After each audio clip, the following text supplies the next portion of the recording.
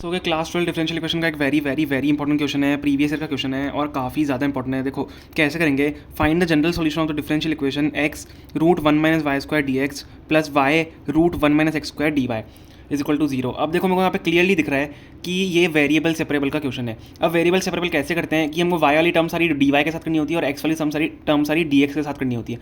देखो कैसे करेंगे इसको, ध्यान से देखना। सबसे पहले ये जो टर्म है इसको उस तरफ भेज देते हैं, जीरो के उस तरफ। तो x root one minus y square d x is equal to minus y root one minus x square d y is equal, sorry यहाँ पे जीरो तो था ही, हमने उस तरफ भेजा है, ये माइनस में हो गया। ठीक है, अब हम क्या करेंगे, इसको थोड़ा सेपरेट करने की ट्राई करेंगे। वाई यहाँ पे इस तरफ, चलो वाई रख देते हैं ना सारे और इस तरफ एक्स कर लेते हैं। तो एक्स के साथ ये ले आओ नीचे वन माइनस एक्स स्क्वायर, तो x upon root one minus x square. अब तो क्रॉस मल्टीप्लिकेशन हो जाएगा इजीली, क्योंकि मल्टीप्लिकेशन में d x is equal to, अब एक काम करते हैं, वाई वाली जो टर्म है इसको वहाँ पे भेज दो, वाई वाली टर्म को वहाँ पे भेज दो। तो minus y upon root one minus y square d y. समझ में आ गया, सारी वाई वाली टर्म सारी एक्स वाली टर्म साथ में आ गई। अब वापस मैं क्या करता हूँ, इसको यहाँ पे ले आता हूँ, वापस से इस टर्म को मैं यहाँ पे ले आता हूँ ताकि हमारे लिए थोड़ी कैलकुलेशन ईजी हो जाए। तो x root one minus x square d x plus y upon root one minus y square d y is equal to zero. अब हम क्या करते हैं, हम इसमें इंटीग्रेशन करते हैं। इंटीग्रेटिंग बोथ द साइड्स होता है वैसे तो हम इंटीग्रेशन करेंगे। कैसे करेंगे, इंटीग्रेशन यहाँ पे ऐसे ही कर दो आप नॉर्मली, एक वाई के टर्म्स में एक जेड के, सॉरी एक वाई के टर्म में एक एक्स के टर्म्स में। अब देखो यहाँ पे क्या होगा, मेरे को क्या करना पड़ेगा, देखो मेरे को नीचे दिख रहा है ये टर्म है, लेकिन मेरे को इसका जो एक तरीका होता है इंटीग्रेट करने का कैसे होगा, मैं इसको टू से मल्टीप्लाई और टू से डिवाइड करूँगा। दोनों इक्वेशंस को टू से मल्टीप्लाई टू से डिवाइड करूँगा। क्यों करूँगा आपको समझ में आ जाएगा। One upon, actually minus two से मल्टीप्लाई होगा, सॉरी माइनस टू से मल्टीप्लाई होगा और माइनस टू से डिवाइड होगा, तो माइनस बाहर आ जाएगा कि माइनस टू से डिवाइड हुआ है ये वाली term, minus two x minus two से ही मल्टीप्लाई हुआ है। समझ में आ रहा है, ठीक है। माइनस टू और माइनस टू से डिवाइड, माइनस टू से मल्टीप्लाई, नीचे रूट वन माइनस एक्स। मैंने क्यों किया, ये क्यों किया मैंने, आप कमेंट्स, अभी वीडियो को पॉज करो और बताओ। सिमिलरली इस तरफ करेंगे, पर क्यों किया आपको ये बताना है कमेंट्स में, मैं आपको अभी बताऊंगा, लेकिन आप सबसे पहले कमेंट्स में लिखो अपना आंसर। देखो ये क्यों हुआ, क्योंकि मैं अगर इस वाली नीचे वाली टर्म को सब्सिट्यूट करूँगा, मतलब वन माइनस एक्स स्क्वायर को अगर मैं सब्सिट्यूशन मेथड लगाऊँ तो ये माइनस टू एक्स इसका डिफरेंशिएशन आएगा, इसलिए ऊपर minus two x d x हमने साथ में रखा है। समझ में आया, इसलिए माइनस से मल्टीप्लाई किया और माइनस से डिवाइड किया। Similarly minus one by two integration of minus two y upon root one minus y square d y is equal to zero. समझ में आ गया, करेंगे हम यहाँ पे इंटीग्रेशन। अब इसका देखो ध्यान से देखेंगे क्या होगा इसका सिंपल। मैं एक सेकंड में अपना कैमरा नीचे कर लेता हूँ ताकि आपको क्लियरली दिख जाए।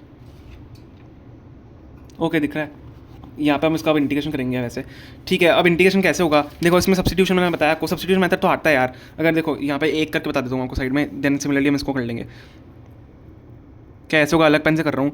वन माइनस एक्स स्क्वायर को हम टी रख देते हैं, लेट वन माइनस एक्स। अब देखो इसको हमको टी, हम इसको वापस टी नहीं रख सकते, इसको कुछ और रखना पड़ेगा, कोई और वैल्यू कांस्टेंट लेना पड़ेगा। तो one minus x square t है तो क्या हो जाएगा, minus two x d x equal to d t. ठीक है, समझ में आ गया। अब हमें दिख रहा है कि minus two x d x equal to d t है और one minus x square t है नीचे, रूट टी है हो जाएगा नीचे ना। लेकिन अब यहाँ पे क्या करेंगे, हमने इसको टी लिया है तो हम इसको एस ले लेंगे। समझ रहे हो, वन माइनस वाई स्क्वायर को हम एस ले लेंगे, क्योंकि हम अलग कॉन्स्टेंट लेंगे। वन माइनस वाई स्क्वायर को मैंने एस ले लिया तो क्या हो जाएगा, minus two y d y is equal to d s. समझ में आ रहा है, ठीक है, समझ में आ रहा है। अब minus two y d y की जगह मैं क्या डाल सकता हूँ, डी एस डाल सकता हूँ।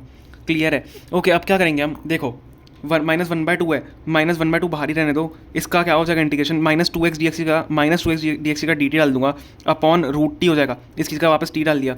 Minus one by two minus two y d y की जगह मैं डी एस डाल दूंगा, d s upon root s हो जाएगा। ठीक है, समझ में आ गया। अब इसको हम खोल लेंगे तो सिंपल सा इंटीग्रेशन है आपका। सिंपल सा कैसे हो गया, रूट टी है नीचे। अब रूट टी का इंटीग्रेशन क्या होता है, वन अपॉन रूट टी है, sorry one upon root t का इंटीग्रेशन क्या होता है, two root t. One upon root t का इंटीग्रेशन क्या होता है, टू रूट टी। ठीक है, तो minus one by two two root t, फिर यहाँ पे minus one by two two root s plus c हो जाएगा इज इक्वल टू जीरो। समझ में आ गया। अब सी का उस तरफ भी भेज सकते हो, तो यहाँ से देखो टू से टू कट गया, क्या बचा, minus root t minus root s is equal to minus c. अब वापस से रूट टी और रूट एस की वैल्यू डाल दो, रूट टी रूट एस की वैल्यू डाल दो और माइनस सी को हम एक कोई constant let minus c equal to k कर लेते हैं, क्योंकि हम इसको माइनस में रख नहीं सकते, इस तरफ आर्बिट्ररी कांस्टेंट है। ठीक है, तो माइनस, अब रूट टी के वापस से सारी वैल्यूज डाल दोगे आप तो क्या हो जाएगा। अब माइनस माइनस देखो यहाँ पे हम कॉमन लेके भी कर सकते हैं, हाँ माइनस माइनस कॉमन लेके भी कर सकते हैं। तो माइनस माइनस कॉमन ले लेंगे, माइनस यहाँ से कट जाएगा, आप इसको सी रख सकते हो, चलो कि या तो के ही रख लेना, कोई बात नहीं। तो माइनस आप कॉमन लेके यहाँ से काट दोगे तो क्या बचेगा, root t plus root s बचेगा इज इक्वल टू सी ही मान लेते हैं। ठीक है, अब रूट टी और रूट एस की वैल्यू डाल दो। रूट टी हमने क्या माना था, वन माइनस एक्स स्क्वायर को टी माना था और वन माइनस वाई स्क्वायर को एस माना था, वापस वैल्यू डाल दो, one minus x square plus root one minus y square is equal to C.